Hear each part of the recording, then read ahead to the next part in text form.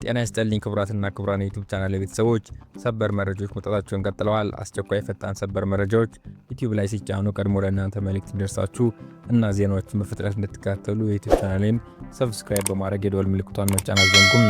ወደ ሰበር መረጃዎች። በጀነራል ሐምዳን ዳገሎ ሄሜቲ የሚመራው የሱዳን ፈጥኖ ደራሽ ኃይሎች በኢትዮጵያና በሱዳን ድንበር በታላቁ ህዳሴ ግድብ አቅራቢያ ሰፍሮ የነበረውን የግብጽ ሻለቃ ጦር ከበዋል። በግብጽ በኩል በስፍራው ያለው ሻለቃ ጦር በሰላም እንዲወጣ እንዲፈቀድ የቀረበለት ጥሪ ውድቅ ያደረገው የሱዳን ፈጥኖ ደራሽ ኃይሎች የግብጽ ወታደሮች እጅ እንዲሰጡ አሊያ ግን እንደሚደመሰሱ አቋሙን በማሳወቅ ከበዋል። ኢትዮጵያ ለሱዳን ፈጥኖ ደራሽ ኃይሎች ማሰልጠኛ ጣቢያ በቤኒሻንጉል ጉሙዝ ክልል ታላቁ ህዳሴ ግድብ አቅራቢያ ፈቅዳለች። በሬ ወለድ የሆነ ፍጹም ውሸት ሲነዙ የነበሩ በተቃዋሚ ስም የግብጽ ጉዳይ አስፈጻሚ ባንዳዎች ግብጽ በከፍተኛ ደረጃ የታጠቁ ጦሯን በታላቁ ህዳሴ ግድብ ቅርብ ርቀት ላይ እንዳሰፈረች አንድም ቀን ተናግረው ያውቁም ነበር። ኢራን የየመን ሁቲዎች በቀይ ባህር የንግድ መርከቦች ላይ ዳግም ጥቃት እንዲሰነዝሩ ግፊት እያደረገች መሆኑን ጉዳዩን በቅርበት የሚያውቁ ሰዎችን ይፋ ያልሆነ ከፍተኛ አውሮፓ ባለስልጣናት ለብሉምበርግ ገልጸዋል። አሜሪካ ኢራን ላይ የምታካሄደውን ጦርነት የምትቀጥል ከሆነ ሁቲዎች በቀይ ባህር በኩል ያለውን የንግድ መስመር በማወቅ ግፊት እንዲፈጥሩ ተሳስበዋል። ሁቲዎች እስራኤል ላይ የሚሳኤል ጥቃት በመሰንዘር በቅርቡ ወደ ቀጥተኛ ጦርነት ቢቀላቀሉም በቀይ ባህር መርከቦች ላይ ጥቃት ለመጀመር በቡድኑ አመራሮች መካከል የሀሳብ ልዩነት እንዳለ ዘገባው ጠቁሟል። ከዚህ ቀደም ሁቲዎች እስራኤል በጋዛ ፍልስጤማውያን ላይ የምታካሄደውን የንጹሃን ጭፍጨፋ እንድታቆም ግፊት ለመፍጠር በቀይ ባህር የሚያልፉ መርከቦች ላይ ጥቃት በመሰንዘሯ ከፍተኛ ቀውስ ተፈጥሮ ነበር። ኢራን የእስራኤልና የአሜሪካ ወታደራዊ ማዕከላት መምታቷን ገለጸች። የኢራን እስላማዊ አብዮታዊ ዘብ አዲስ በከፈቱ ጥቃት በቀጣናው የሚገኙ የእስራኤልና የአሜሪካ ወታደራዊ ሰፈሮችን መምታቱን አስታወቀ። 88 የድሮንና የሚሳኤል ጥቃት በተፈጸመበት አዲሱ ዙር ጥቃት የተለያዩ የእስራኤልና የአሜሪካ ወታደራዊ ሰፈሮች ኢላማ መደረጋቸውን ገልጸዋል። የአየር ኃይላችን በኢማድ በኮርሙሻር 4 እና በቃደር በተለያዩ ሚሳኤሎች ጥቃት ፈጽሟል ሲል የኢራን እስላማዊ አብዮታዊ ዘብ በወጣው መግለጫ አትቷል። በእስራኤል ውስጥ ማዕከላዊ፣ ሰሜናዊና ደቡባዊ ክፍል የሚገኙ ኢላማዎች መመታቱን አክሎም ይህ የወታደራዊ አዛዦች ዋነኛ የግንኙነት ማዕከል እንደሚያካትት ተገልጿል። በእስራኤል ጥቃት ተፈጽሟል የተባለችባቸው ቦታዎች ቤኒ ብሪክ፣ ቴል አቪቭ፣ ቤርሸባ፣ ጋሊል፣ ኔጌቭ፣ ቴል ኖፍ የአየር ኃይል ሰፈር፣ አራድ እና የሙት ባህር ደቡባዊ ክፍል ናቸው።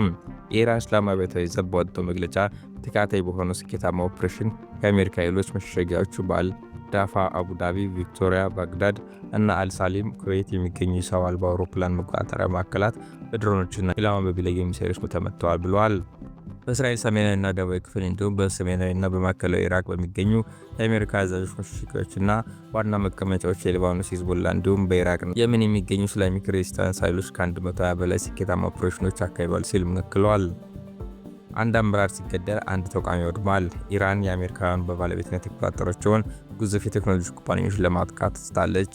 የኢራን እስላማዊ አብዮታዊ ዘብ ኃይል በወጣው መግለጫ በተቋማቱ ውስጥ የሚሰሩ ሰራተኞችና በአቅራቢያው የሚኖሩ ሰዎች ኩባንያዎች የሚገኙባቸው አካባቢዎች በአስቸኳይ ለቀው እንዲወጡ አሳስበዋል። በታስኒም የዜና ወኪል በኩል የወጣው መግለጫ እንዳመለከተው የሽብር ኢላማዎች በመንደፍ እና በመከታተል ረገድ ዋናዎቹ አካላት አሜሪካ የመረጃና ኮሚኒኬሽን ቴክኖሎጂ እንዲሁም አርቲፊሻል ኢንተለጀንስ ኩባንያዎች በመሆናቸው ከአሁን በኋላ እነዚህ ዋና ተቋማት ህጋዊ የጥቃት ኢላማዎች ይሆናሉ ብለዋል። ተጨማሪ የኢራን ከፍተኛ የፖለቲካና መከላከያ መሪዎች በታቀደ ግድያ ታርጌት አሳሲኔሽን የሚገደሉ ከሆነ ከነገ መጋቢት 23 ቀን 2018 ዓ.ም ጀምሮ ምሽት 2 ሰዓት ጀምሮ ቦይንግ፣ ቴስላ፣ ሜታ፣ ጉግል፣ አፕል ጨምሮ ከ15 በላይ ኩባንያዎች ኢላማ እንደሚደረጉ የኢራን እስላማዊ አብዮታዊ ዘብ ኃይል አስታውቋል። የእስራኤል ቻናል 14 በኢራን መሪዎች መካከል የተደረገ ንግግር ማግኘቱን ገልጿል። ፕሬዚዳንት ፔሽኪን ከአሜሪካ ጋር በሚደረጉ ድርድር ውስጥ በመሳተፍ ፈልጋለሁ፣ በአስቸኳይ ስምምነቱ ላይ ካልተደረሰ መላው ኢኮኖሚያችን በ3 ሳምንት ውስጥ ይፈራርሳል። የአብዮታዊ ጋርድ ሻሂድ በድርድር ውስጥ መሳተፍ የሌለብህ ለዚህ ነው፣ ለስምምነት ስትል ሁሉንም ነገር አሳልፈህ ትሰጣለህ። ዘገባው እንደሚያመለክተው የስልክ ጥሪው ካበቃ በኋላ የኢራኑ ፕሬዚዳንት ለባልደረቦቻቸው እንደታጋች ሆስቴጅ እንደሚሰማቸው ገልጸዋል። መልቀቅ አልችልም፣ የራሴን ውሳኔ መወሰን አልችልም፣ እኔ ማድረግ የምችለው የተሰጠኝ ጽሑፍ ማንበብ ብቻ ነው ብለዋል። ቻናል 14 ዘገባውን ሲያጠቃልል በአሁኑ ወቅት የሀገሪቱን በትክክል እየመራት ያለው የአብዮታዊ ጋርድ አይአርጂሲ እንደሆነ ገልጿል። 1200 አውቶቡሶች የናፍጣ ሞተራቸው ተወግዶ በተፈጥሮ ጋዝ ሊሰሩ ነው። የአዲስ አበባ ከተማ አውቶቡስ አገልግሎት ድርጅት የነዳጅ ወጪን በከፍተኛ ደረጃ ለመቀነስና የሀገር ውስጥ የተፈጥሮ ሀብትን ጥቅም ላይ ለማዋል 1200 አውቶቡሶችና ናፍጣ ሞተሮች የተፈጥሮ ጋዝ በሚሰሩ አዳዲስ ሞተሮች የመተካት ስራ መጀመሩን ለአሀዱ ሬዲዮ አስታውቋል። የድርጅቱ የቴክኒክ ስልጠና ዘርፍ ኃላፊ አቶ አዳን አብደታ እንደገለጹት በአሁኑ ወቅት በቃሊቲ ቅርንጫፍ የሞተር ማትከያ ማዕከል የጋዝ መሙያ ማደያ ግንባታ ተጠናቆ ወደ ተግባር እንቅስቃሴ ተገብቷል። ይህ ፕሮጀክት በመጀመሪያው ምዕራፍ 1200 አውቶቡሶችን የሚያካትት ሲሆን ለአገልግሎት የሚውሉ የተፈጥሮ ጋዝ ሙሉ በሙሉ በሀገር ውስጥ የሚገኝ በመሆኑ ተቋሙ ለነዳጅ ግጭ የሚያወጣውን ከፍተኛ ወጪ እንደሚያስቀረው ተገልጿል። አሁን ወቅቱ ለሙከራ የሚሆኑ ሞተሮች ተከላ ላይ የተከናወነ ሲሆን ቀሪዎቹ ሞተሮች በሂደት እንደሚገናኙና የቴክኒክ ባለሙያዎችም ስለ አዲሱ ቴክኖሎጂ አጠቃቀምና ጥገና ስልጠና በመውሰድ ላይ መሆናቸውን አሀዱ ዘግቧል። ይህ እርምጃ ለተቋሙ ትልቅ የፋይናንስ እፎይታ ከመስጠቱ ባለፈ በቀጣይ የሀገር አቋራጭ አውቶቡሶችን ከባድ የጭነት ተሽከርካሪዎች ወደዚያ ስራ እንዲገቡ አቅጣጫን መንደፉ ተጠቁመዋል። አስተማማኝ ሀገር ውስጥ የጋዝ አቅርቦት መኖሩ በነዳጅ እጥረት ዙሪያ የሚታየውን ስጋት ሙሉ በሙሉ እንደሚፈታውና ይህም ኢትዮጵያ የራሷን የተፈጥሮ ሀብት ለትራንስፖርት ዘርፍ መዋል የጀመረችበት ታሪካዊ ምዕራፍ መሆኑን ኃላፊው ገልጸዋል።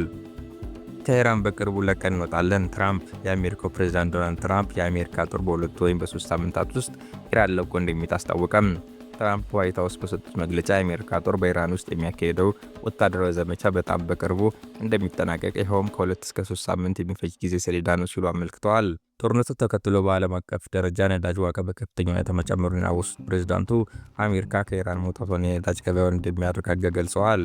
የነዳጅ ዋጋን ለመቀነስ ማድረግ ያለብን ብቸኛው ነገር ኢራን ለቆ መውጣት ነው፣ ያን ደግሞ በቅርቡ እናደርጋለን ሲሉ ያስታወቁት። ሌላው ትኩረት የሳበው የትራምፕ ንግግር የዓለም ነዳጅ አቅርቦት የሚያስተላልፈውን የሆርሙዝ ባህር መተላለፊያ ደህንነት የሚመለከት ነው። ትራምፕ የባህር መስመሩን ክፍት የማድረግ ኃላፊነት በአሜሪካ ላይ ብቻ መውደቅ የለበትም ብለዋል። መስመሩን ክፍት የማድረግ ኃላፊነት በቦታ የሚጠቀሙ ሀገራት ጭምር ነው ያሉት ፕሬዚዳንቱ ነዳጅ የሚያስፈልጋቸው እንደ ብሪታንያና ፈረንሳይ ያሉ ሀገራት የራሳቸውን ደህንነት የመጠበቅ ኃላፊነት እንዳለባቸው አሳስበዋል። ምንም እንኳን ትራምፕ በቅርቡ ወታደራቸውን አካባቢ ለቆ እንዲወጣ ቢናገሩም ጦርነቱ እስካሁን ድረስ በከፍተኛ ውድመቱን ያስከተለ መሆኑን መረጃዎች ይጠቁማሉ።